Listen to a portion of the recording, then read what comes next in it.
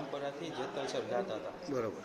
અને પેલો જે ઢાળ આવે ને ત્યાંથી નીચે ઉતરતા હતા અને નીચે ઉતરતા હતા ને ઇન્ડિકેટરે ચાલુ હતું અમારે.